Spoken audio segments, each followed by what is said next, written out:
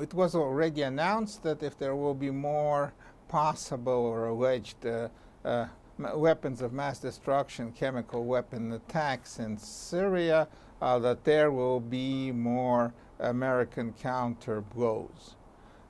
Hopefully that will not happen.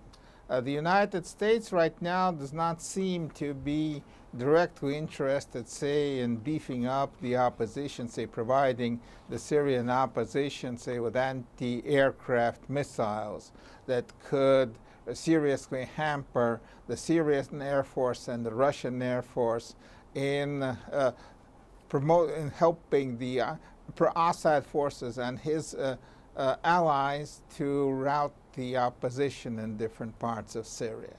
So that's not on the table, apparently. It should be understood that the American strategy, seemingly in Syria, as in maybe in other parts of the world, is that Trump comes first. That the interests of Donald Trump are the most important thing. Of course, he believes that America comes first, and he believes most likely that that is the same thing. What's good for America, that's good for Trump, and vice versa.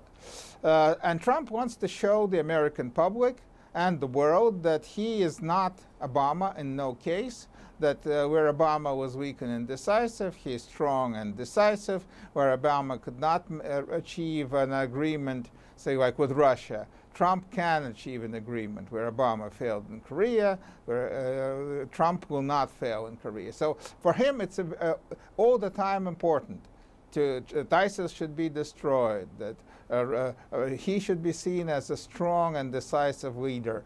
But that does not mean that the White House right now is very much interested in getting very deep into Syria and trying to begin a nation-building attempt there. Changing regime, nation-building, that's not on the cards.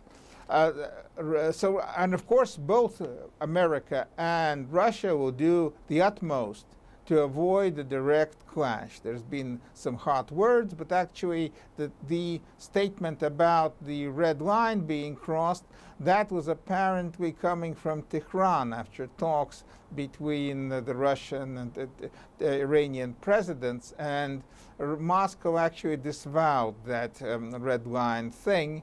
Russian officials have been saying even if there are more American blows in Syria, Russia will not get involved, that Russia is in Syria to fight terrorists and not to fight America. Pavel, let's talk about Russia. Will Russia take military action after the missile attacks? Do you think there is a heightened danger of military conflicts between Russia and the United States now in Syria?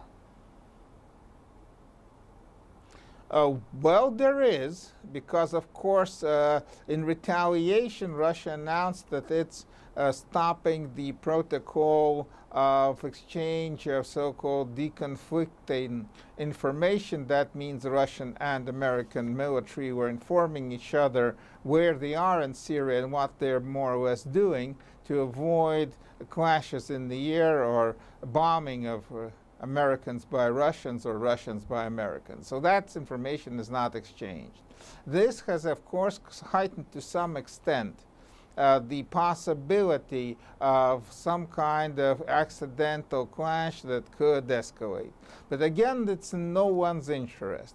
Actually, in everyone's interest, in Trump's interest, in Putin's interest, is to get a foreign policy success story. So there will be now this week with Rex Tillerson in Moscow, there will be a very serious attempt by both sides to have some success, or at least announce a success.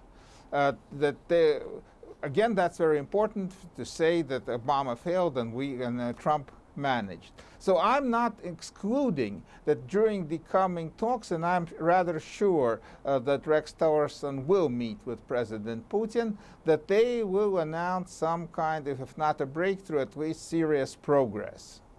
Russia has officially notified the United States that it would suspend a communications hotline between Moscow and the Pentagon, but it was precisely because of that hotline that the United States was able to warn Russia of those missile strikes in Syria. Possibility of accidental clashes in the future with that communications line now gone? Yes, that's possible, of course. That's a possibility. But I believe both sides don't want that, and so they'll find some kind of ways of averting direct clashes. Direct clashes are in no one's interest at all. They could lead to a conflict that no one wants and no one needs. And no one will be very victorious, especially Russia, which is, of course, much weaker in the air and on the Mediterranean Sea than America.